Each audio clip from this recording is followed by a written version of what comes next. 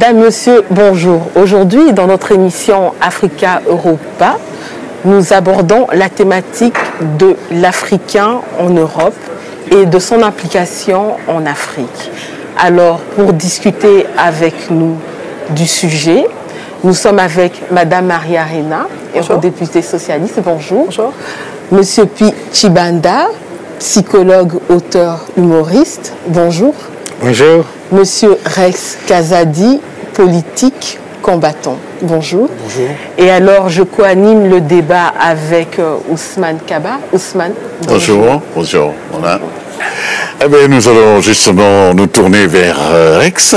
Mais avant cela, j'avais une dernière question à poser. Enfin, une question à poser à Madame Maria Arena par rapport à ce que Pi disait, justement, au sein de la diaspora, avant d'en venir à Rex, au sein de la diaspora africaine, la diaspora est impliquée par rapport dans son pays d'origine.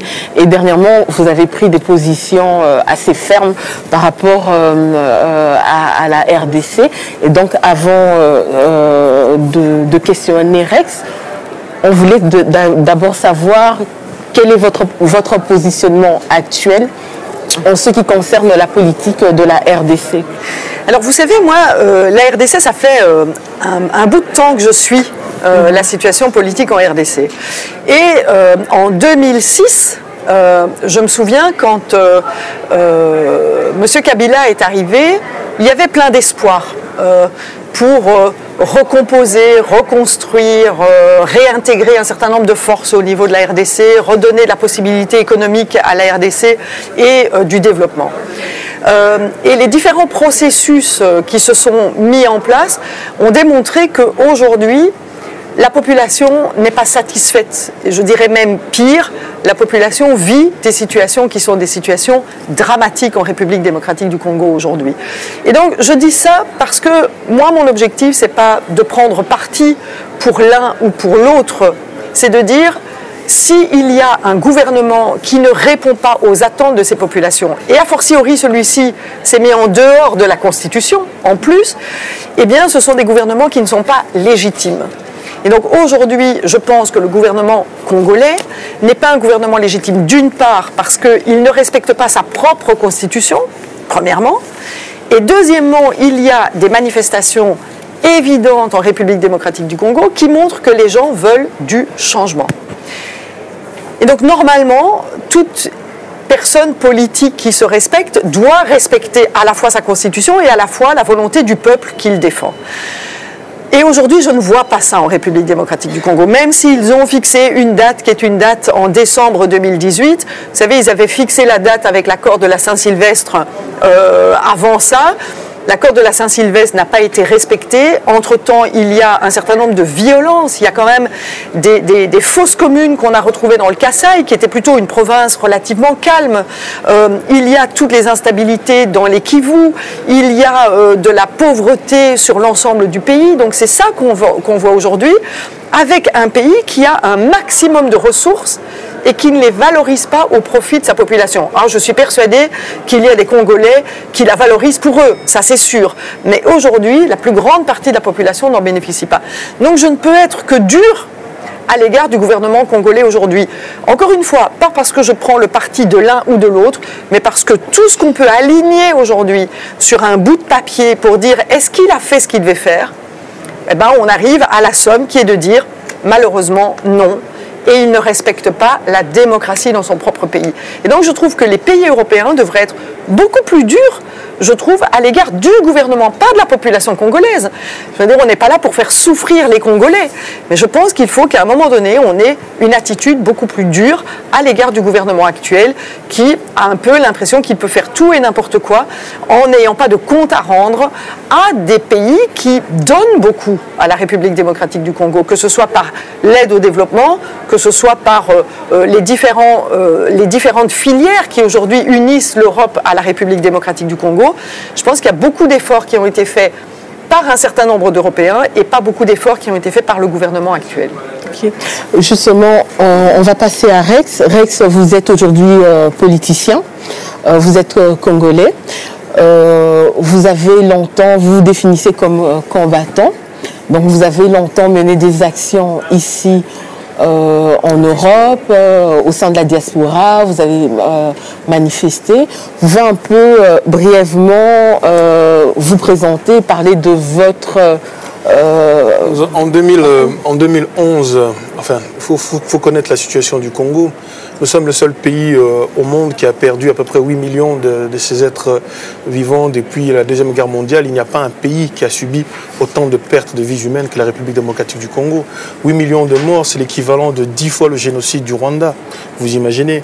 Et nous nous sommes levés et nous avons manifesté à travers le monde entier. Les Congolais de la diaspora ont manifesté tout simplement pour qu'on puisse avoir une certaine liberté qui est la démocratie dans notre pays.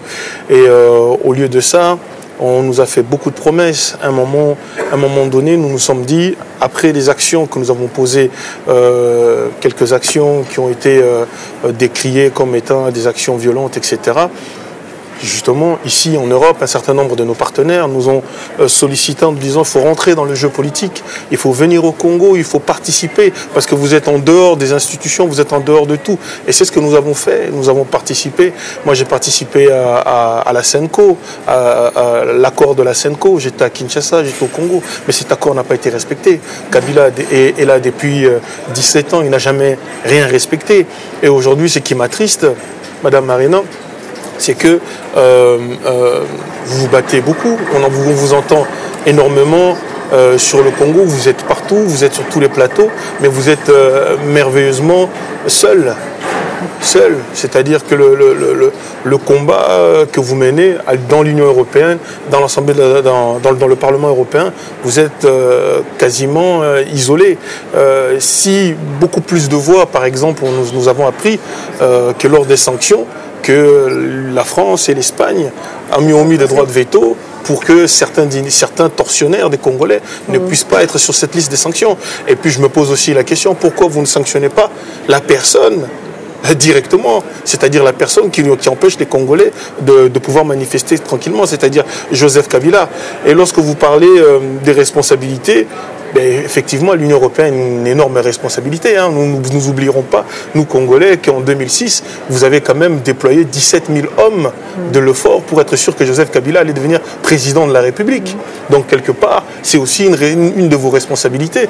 Vous n'êtes pas le seul, parce qu'il y a aussi la MONUSCO qui est là depuis 20 ans, et c'est bien sous la MONUSCO qu'il y a 4 000 morts au Kasaï. On tue les gens sous la MONUSCO alors qu'il y a 19 000 hommes casque bleu, armes au poing, armes à la main. Et moi, le seul constat que j'ai au jour d'aujourd'hui, c'est qu'à un moment donné, il faut que les Congolais arrêtent d'attendre quoi que ce soit des autres. Et malheureusement, ça sera peut-être dur de l'entendre ici, c'est que il a fallu, c'est-à-dire que dans toute l'Union européenne n'a pas attendu que Bachar al-Assad fasse la moitié de ce que Kabila fait. Pour soutenir un certain nombre de personnes qui étaient prêtes à se lever pour que ce régime parte.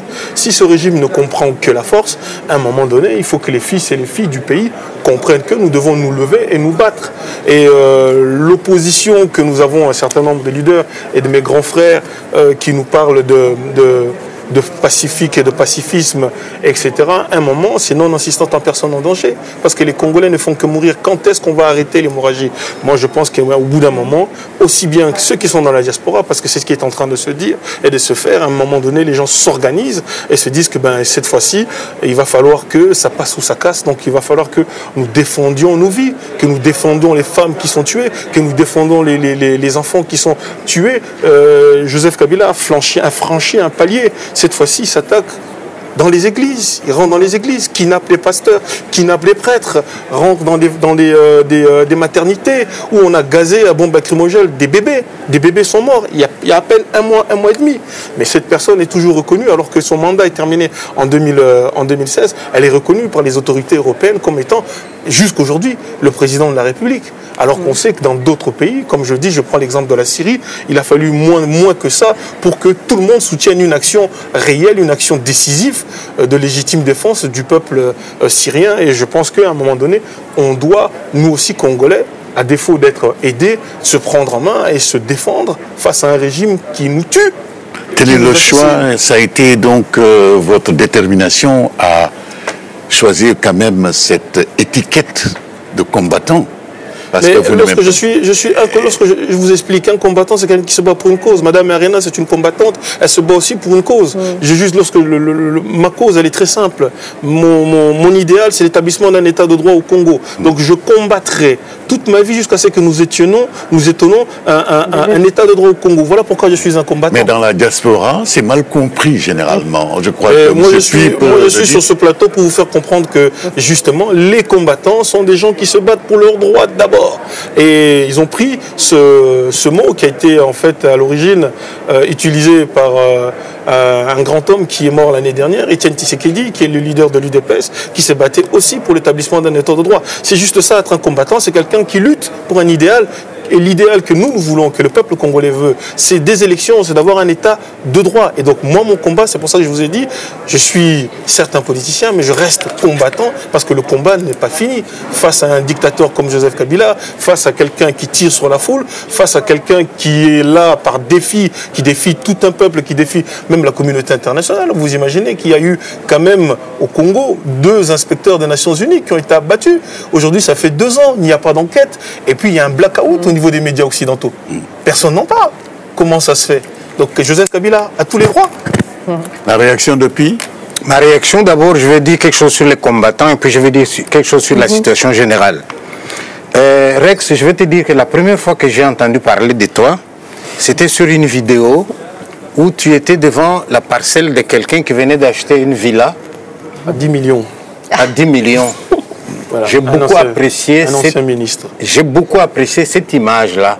Lui et les quelques personnes qui l'accompagnaient. Il n'avait pas une arme. C'était seulement dire à cette famille-là, c'est ça que vous faites de l'argent du Congo. Pendant que nos frères crèvent, vous prenez l'argent, vous achetez des villas ici. Ça, j'ai beaucoup aimé. Et j'estime que ça pouvait aller plus loin. Parce que, comment est-ce qu'on peut avoir de bonnes écoles chez nous si ceux qui ont l'argent envoient leurs enfants ailleurs? Comment on peut avoir des endroits de santé, des hôpitaux, si eux, quand ils sont malades, ils peuvent se permettre d'aller en Europe et en Afrique du Sud? Alors les autres vont crever, tu vois. C'est pour ça qu'aller dire, prendre l'argent, venir acheter des villas comme ça, c'est pas ce qu'il faut. Nous avons des enfants ici. Nos enfants se promènent avec les enfants de certains qui sont au pouvoir aujourd'hui. Mais même nos enfants sont scandalisés. Papa, notre ami là, depuis que son père est devenu ministre, on ne sait plus lui parler. Il va ici, il va là-bas, il joue avec l'argent. J'avais envie de dire, pourquoi on ne pourrait pas dire aux gens, vous êtes malade, mais faites-vous soigner là-bas, faites un hôpital convenable qui vous soigne là-bas. Pourquoi est-ce que vous, ministre, dès que vous êtes malade, il faut que vous veniez ici, on vous donne un visa, mais faites-nous un bon hôpital là-bas, comme ça tout le monde peut y aller aussi. Vous voyez, cette démarche-là, je l'avais beaucoup appréciée. Merci. Deuxième chose que j'ai appréciée chez les combattants, c'est qu'ils ont lancé un slogan qui a marché jusqu'aujourd'hui. Ils ont interdit que les musiciens viennent jouer ici. Mais en tant qu'artiste, vous... Oui, je suis d'accord avec eux. Je vais vous dire pourquoi. Oui. On n'a pas interdit les musiciens pour le plaisir d'interdire. Mais vous avez des gens qui savent qu'ils sont des leaders d'opinion. Des gens qui savent qu'au moment des élections, on compte sur eux. Mais non, ils vont se ranger derrière les chefs, nous tous derrière les chefs. Retenez qu'en France, il y a un jeune arabe qui avait le vent en poupe. Il est mort. Il est mort, entre guillemets, le jeune Faudel. Et vous savez pourquoi? Parce qu'il s'était aligné derrière Sarko. Vous avez Docte Gynéco. La même chose. Même chose, effectivement. Johnny a résisté parce qu'il était indémodable. Oui, donc oui. c'est pour vous dire, on ne joue pas avec ces choses-là. Oui, mais en France, ils n'ont pas interdit carrément les gens d'accéder à des concerts. C'est quand même une entrave à la liberté d'expression. Moi, j'aimerais juste simplement vous dire, je n'ai pas fini.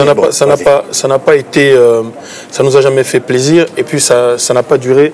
Ça fait depuis un certain nombre d'années, je crois que depuis 2 ou 3 ans, ou bon, enfin, c'est parce qu'aussi nous sommes beaucoup plus politisés, on a laissé certains militants continuer cette ligne-là. Nous avons pensé qu'à un moment donné, c'est comme vous êtes dans une salle, il y a un DJ qui met de la musique, et puis il y a quelqu'un qui se fait violer sur le parking.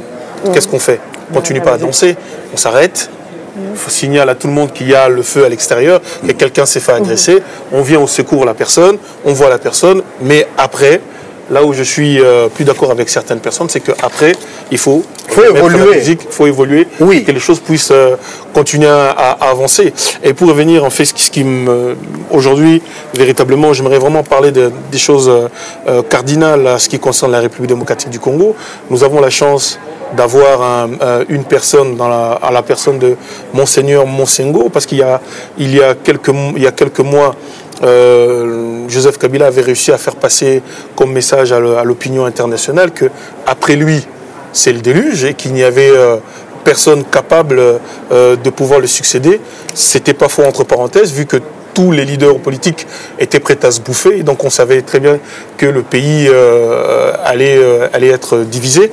Mais nous avons, comme la nature a horreur du vide, nous avons des hommes extraordinaires comme Monseigneur Monsengo et l'Église catholique qui s'est élevée, qui prend sa part et qui fait sa part, qui est l'église au milieu du village. Et moi, j'aimerais vraiment apporter un témoignage fort vis-à-vis de l'église catholique, qui n'est pas du tout politisée, mais qui comprend la souffrance du peuple congolais et qui est aux côtés du peuple congolais. Et une personne comme Monseigneur Monsengo peut nous permettre demain d'aller dans des élections. Si il gère une transition, ça peut nous permettre d'avoir des élections libres et démocratiques, sachant déjà que seule l'Église catholique en 2011 était capable d'aligner à peu près 30 000 témoins pour témoigner de la véracité réelle des urnes. Et déjà à l'époque, Joseph Kabila avait perdu puisque l'Église avait dit qu'il y avait de la triche, mais malheureusement la Belgique à cette époque-là avait dit qu'il y avait de la triche, certes, mais pas suffisamment pour déclarer Kabila, machin, mais c'est comme s'il dit, vous êtes dopé, mais bon, c'est pas suffisamment pour que... Bon, enfin bref. Puis, on vous a un peu coupé la parole. On m'a coupé la parole. Pour revenir aux combattants, je voulais dire que le point de départ, lorsque la musique commence à être utilisée dans le cadre de la propagande, eh bien, on n'en veut pas. Les choses ont évolué. La preuve est que quand Papa Wemba est mort, nous lui avons fait un grand deuil. Je ne sais pas si vous étiez dans la salle. Et là, on m'a donné la parole, j'ai dit, mais est-ce qu'on ne se contredit pas là? Papa Wemba meurt et tous on est tristes, on les pleure. Mais il serait venu ici 2 semaines plus tôt pour jouer, vous seriez debout pour le battre. C'est quoi cette histoire? Pour dire qu'il faut qu'on dépasse maintenant. Et dépasser, ça serait de dire, ils ont retenu la leçon. Parce que la leçon, ils l'ont retenue. Dire, vous pouvez venir, quitte à ce qu'on censure certaines chansons, dire, pas de la politique ici. Rester dans le culturel. Donc il faut avancer sur ce point-là. Tout à fait. Maintenant, je voudrais parler de la situation générale du Congo, telle que moi je la perçois. Il se joue dans notre pays une pièce de théâtre dont l'auteur, les acteurs, les souffleurs ne sont pas tous au Congo. Ça, c'est un constat. Deuxième chose que je voudrais dire aussi, c'est que, Madame Arena, chaque fois que vous allez dire, en 2006, on avait l'espoir que lui, en 2011, on pensait que lui, mais nous, on pensait que non, ça n'irait pas, on le savait. Mais il n'y a personne qui nous a écoutés à ce moment-là. Personne ne nous a écoutés. Regardez la presse belge. Au moment où on a attaqué le Congo pour la première fois, vous avez été sur terrain. On l'a dit à qui voulait nous entendre, les Rwandais sont entrés chez nous. La presse belge, non, ce n'est pas les Rwandais, c'est les Banyamulenge. On a créé cette histoire de Banyamulenge. La même presse, je peux vous sortir les journaux, hein. 2 ans après, quand il y a eu beaucoup de gens tués à Kisangani, quand les Ougandais et les Rwandais se sont battus, vous voyez la même presse qui commence à écrire, maintenant qu'il est tout de même reconnu que c'était des Rwandais. Mais pourquoi on ne peut pas voir avant? Pourquoi faut-il que les années passent pour qu'on reconnaisse? Or, dans notre philosophie, nous les Africains, chaque fois que moi je vous dis, c'est un tel qui a fait, non, c'est pas lui. C'est comme si tu disais à l'autre, vas-y, nous te couvrons. Et quand vous les couvrez, on fait des dégâts, on fait des dégâts, on fait des dégâts. Et quand tout ça est fait, alors on revient à... J'ai envie de dire, tous ceux qui se prennent pour les experts de l'Afrique, de grâce, ils ne sont pas si experts que ça. Je vais vous donner un petit témoignage. Tshisekedi est mort. Tshisekedi, on ne l'a pas encore déjà enterré. Mais regardez dans la presse belge, au moment où on dit... Qui sort de l'ombre maintenant, à part Tshisekedi, qui peut devenir le prochain leader? Donc il y a des gens qui émergent petit à petit. Mais vous allez voir la même presse qui commence à tirer sur Félix Tshisekedi avec comme argument Félix Tshisekedi qui n'a même pas su organiser les funérailles de son père. Je dis, mon Dieu, mais votre anthropologie, votre sociologie, vous mettez où? Tshisekedi a des frères et sœurs, parmi lesquels un évêque. Félix n'est même pas le fils aîné. Oui. Ousmane, dis-moi, dans notre culture, le type qui est mort, il a des frères et sœurs, parmi lesquels un évêque. Mais quel est le rôle de Félix là-dedans? Non. Et si même il n'avait pas un évêque là-dedans, mais Félix n'est même pas fils aîné, pourquoi va-t-on l'accuser donc, comme si c'est le nom de Tshisekedi. La primogéniture est très, très, très respectée en Afrique. Alors, maintenant, ce que moi j'ai encore envie de dire, c'est que je participe au débat. Je vois les Européens qui sont pour nous, qui veulent bien qu'on avance, mais on s'y prend toujours très mal. Alors, je dis aux combattants, ça c'est quelque chose à dire aussi aux combattants, comme tu étais parmi eux, tu peux dire ceci que il y a un amalgame là-dedans, dans ces gens-là aussi. Vous avez des gens là-dedans qui sont aussi responsables de ce que nous vivons pour avoir participé à toute l'époque moboutiste. Tout à fait. Hein, ils sont là-dedans. Alors maintenant, ils viennent, ils cassent. Il faut comprendre que c'est un mouvement populaire. Voilà. Un mouvement populaire dans lequel, pour y adhérer, il faut simplement être congolais. Et donc, de facto, on a la représentativité de tout le Congo, dans lequel il y a des bons, il y a d'autres qui ont trempé avec l'ancien régime moboutiste, etc., etc. Moi, j'aimerais terminer en fait en rajoutant, j'ai un frère qui est dans les geôles de Kabila, plus exactement de l'ANR, Christian Lumulukasa, et puis nous avons un député membre de l'UDPS, Jekoko Mulumba, qui est très malade, qui risque sa vie, qui peut mourir du jour au lendemain. Donc je pousse un coup de gueule pour qu'on le sauve. Il y a Mouyambo aussi, il y a Moulongo à Lubumbashi, etc. Mais vraiment, la vie de Jekoko est en jeu. Nous avons vu des images affreuses sur Internet où il est en train de cracher du sang, etc. Et j'espère que le message sera entendu et qu'on doit libérer les opposants. Et si, à un moment donné, je pense sincèrement que si les choses ne bougent pas, il faut que le peuple congolais se prenne réellement en charge et qu'il n'attende rien de personne. Parce oui, mais moi là-dessus, là c'est dans un engagement concret. Moi je ne suis pas encore dans les concrets, moi je suis au niveau de la réflexion. Donc je voulais donc dire que si jamais il faut prendre des décisions par rapport au Congo, de grâce qu'on consulte quand même les gens qui connaissent le pays. Moi, je connais des journalistes capables de vous dire Congo, c'est autant de kilomètres carrés. Toutes les dates, ils connaissent, mais l'âme africaine, ils ne l'ont pas, tu vois. La preuve, c'est ce que je viens de vous dire ici. J'ai déjà lu dans la Libre Belgique, à l'époque 2006, hein, tu lis, Tshisekedi n'a pas voulu, il a refusé de participer aux élections parce qu'il avait peur d'être battu par un jeune. Tu vois l'argument?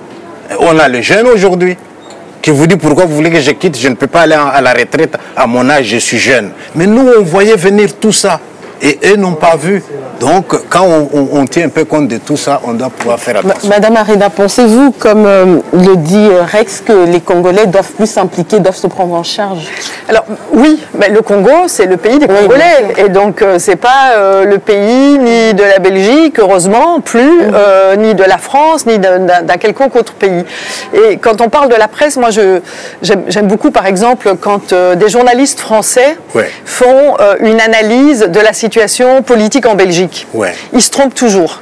Voilà. Ils se trompent toujours parce qu'ils ne comprennent pas le conflit linguistique, la frontière linguistique, Bruxelles, la situation de Bruxelles. Ils ne comprennent pas. Et donc forcément, leur lecture est une mauvaise lecture. Et je pense qu'il n'y a rien de tel que quelqu'un de son propre pays qui fait l'analyse de son propre pays. Je pense que c'est vraiment...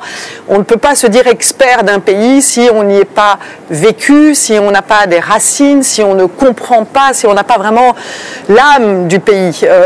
Connaître la géographie des pays est une chose, connaître certains pays, personnes d'un pays est une autre. Certains spécialistes de l'Afrique connaissent l'Afrique ou connaissent le Congo parce qu'ils connaissent une élite qui vit là, mais vous l'avez dit, l'élite ne représente pas la réalité du vécu des gens en République démocratique du Congo. Donc, moi, je veux dire, quand je travaille ici au Parlement européen sur la question du Congo, ce n'est pas en jugeant la situation au Congo, c'est en disant, nous, Européens, quelle est notre responsabilité? Vous avez dit, on a des responsabilités historiques, et je pense qu'on doit les reconnaître. Je pense que la question de la colonisation est une question dont on parle plus beaucoup en Europe. Vous savez, il y a le musée de l'Europe ici, la maison de l'histoire de l'Europe. Il n'y a même pas une ligne sur la question de la colonisation. Et donc on a un peu l'impression qu'on a un petit peu balayé, on a mis, vous savez, comme quand on ne veut pas vraiment nettoyer la maison et qu'on met le tas de poussière en dessous du paillasson. Non, la colonisation est une réalité qui a fait un certain nombre de choses dans ces pays, de structures, de découpage géographique. Il y a des choses qui de par la colonisation, émergent. Donc on a une responsabilité là-dessus. On a une responsabilité aussi parce qu'on a eu des entreprises qui sont allées là-bas et qui ont joué avec le pouvoir, qui ont joué la corruption, qui ont entretenu ces phénomènes de corruption. Et donc il y a une responsabilité européenne dans ces organisations, je dirais, de kleptocratie aujourd'hui en Afrique, et ce n'est pas uniquement la République démocratique du Congo. Malheureusement, aujourd'hui, c'est en train de s'orienter vers d'autres continents. Je pense que les Chinois ne sont pas plus respectueux des droits de l'homme que certaines entreprises européennes ne l'ont été dans le passé. Et donc, il y a là, je pense, du côté européen, des exigences à avoir quand on a des investisseurs européens qui décident d'aller investir en Afrique. Il faut que nous puissions, nous, exiger en tant qu'Européens un certain nombre de principes et de standards qui sont des principes et des standards de respect des droits de l'homme. On ne peut pas, là aussi, balayer et mettre en dessous du tapis en disant « oui, mais on a besoin des ressources ». Et donc, à n'importe quel prix, on va aux ressources. C'est la raison pour laquelle on a voulu prendre une loi ici sur les minerais des conflits pour faire en sorte qu'il y ait une traçabilité et qu'on n'utilise pas cela pour corrompre les systèmes en Afrique.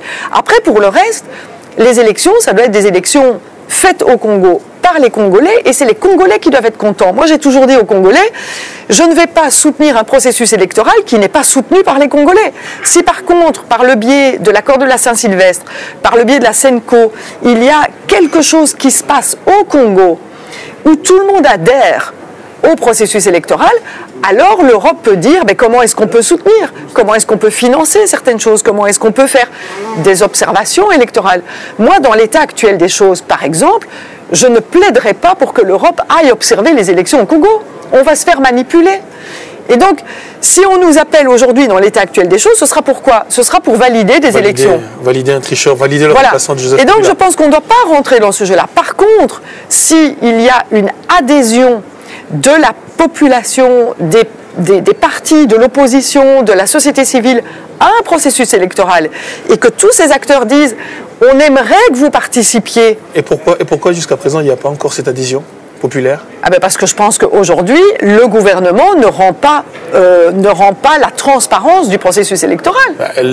En dehors du gouvernement, le véritable problème aujourd'hui, c'est Kabila. Oui, bien sûr, mais si... Il est à la base. Le gouvernement n'est que l'émanation de Joseph Kabila. Mais moi, je ne crois pas dans l'homme providentiel ou dans l'homme manichéen. Je pense que Kabila n'est pas seul. Et Kabila a autour de lui des gens qui le conseillent dans une certaine pratique. Et donc, Kabila seul ne pourra pas faire ce qu'il fait, comme un autre seul ne pourrait pas faire le changement à lui tout seul. Vous savez que le pouvoir au Congo s'est tenu par malheureusement d'un leader. Et si ce monsieur tombe, tous les autres qui sont conseillers machin tomberaient avec lui et le peuple commencera déjà à espérer et l'espoir fait vivre. J'espère, mais je n'en suis pas certaine. Alors, on va terminer, puis madame va conclure. J'aimerais que vous soyez notre porte-parole pour vous dire ceci que Pichibanda que je suis et beaucoup de gens que je connais, il y a quelque chose d'important que nous n'avons pas dit. Nous croyons, à tort ou à raison, vous me le direz, qu'il existe un complot international qui avait pour objectif de couper une partie du Congo, de le donner à un pays voisin. Et que pour pouvoir atteindre cet objectif-là, il faut un certain type de président pour pouvoir le faire. Tandis qu'avec un type comme Tshisekedi, on ne l'aurait jamais réussi. Je vais vous donner la preuve. La preuve, c'est, vous allez sur YouTube, j'ai mis une vidéo qui s'appelle « La valise de Mobutu ». Et dans cette vidéo, je reprends les paroles de Sarkozy, que je reprends de mémoire. Le peuple rwandais, brave et dynamique, a besoin d'espace. Tandis que le peuple congolais, avec une organisation géographique bizarre, doit accepter de partager ses richesses. La géographie a ses lois, il faut les respecter. Est-ce que vous avez entendu ce discours-là, oui ou non? Alors moi, je n'aime pas du tout les théories complotistes. Et donc, c'est quelque chose auquel je n'adhère pas du tout. Par contre, là où je suis d'accord avec vous, c'est que le Congo représente une énorme richesse dont tout le monde a besoin et dont tout le monde aura de plus en plus besoin quand on prend la question du cobalt. Aujourd'hui, avec les nouvelles énergies et particulièrement les voitures électriques, c'est une des ressources qui sera le plus demandée dans le monde entier. Et le Congo est le puits du cobalt mondial. Et donc je crois plus dans ces théories-là qui disent il faut garantir que nous ayons accès aux ressources à n'importe quel prix. Et donc, c'est-à-dire plutôt des multinationales qui vont financer des systèmes, plutôt que des volontés complotistes de donner le pouvoir au Rwanda ou à l'Ouganda ou à d'autres. Moi, je crois plus dans des intérêts purement économiques, et plus il y a d'instabilité au Congo, plus ils ont facilement accès à des ressources pas chères. Et c'est là qu'on doit absolument agir. C'est-à-dire qu'aujourd'hui, il faut stabiliser un pays pour qu'il puisse être à même, lui, de négocier correctement l'exploitation de ces ressources avec un retour sur les populations. C'est ça qu'on doit faire. Et moi, c'est vraiment là-dessus que je me bats. C'est d'avoir des gens qui, à l'intérieur d'un pays, d'une part, que ce soit des entreprises, qu'elles respectent la manière dont elles exploitent une ressource, et d'autre part, que cette exploitation ne tue pas les gens. C'est ça qu'on doit absolument faire. Et que ce soit avec M. X ou avec M. Y, on doit absolument essayer de travailler là-dessus. Et la dernière chose que je voulais vous dire, c'est qu'il y a eu une période, à un moment donné, moi je suis socialiste, il y a eu une période en Afrique où il y a eu un combat entre les tendances de gauche et les tendances de droite. Et il y a eu un vrai investissement de la droite libérale sur l'Afrique pour dire c'est cette pensée-là qui doit gagner. Et malheureusement, ils ont gagné. Ils ont évacué tous les chefs, tous les penseurs de gauche en Afrique. Et aujourd'hui, si vous rencontrez n'importe quel leader africain, c'est un libéral. N'importe quel leader africain, c'est un libéral. Et le libéral, qu'est-ce qu'il fait? Il donne accès aux multinationales le plus facilement possible, avec le moins de règles possible. Moi, je dirais... Donc, vous arrivez à la même conclusion. Moi, je dirais, en Afrique, la majorité des dirigeants ne sont pas des libéraux, sont des dictateurs. Mon âge et des criminels. Donc, non, mais des libéraux dans le sens... d'idéologie. Des libéraux dans le sens... 300 vaches pèdes. Accès économique pur et dur. À chaque fois qu'ils ouvrent l'accès économique je sais que aux étrangers, il y a vraiment... S'il faut choisir entre le social et l'économique, ils choisiront l'économique. Parce que malheureusement, on arrive vraiment à la fin. Madame Maria-Rina, c'est qu'elle reviendra, on en reparlera et on va vraiment essayer d'avancer. Je pense aussi que le dialogue est important, l'information est importante pour résoudre cette crise. Donc, en tout cas, merci beaucoup d'avoir participé au débat. Merci. Merci à vous.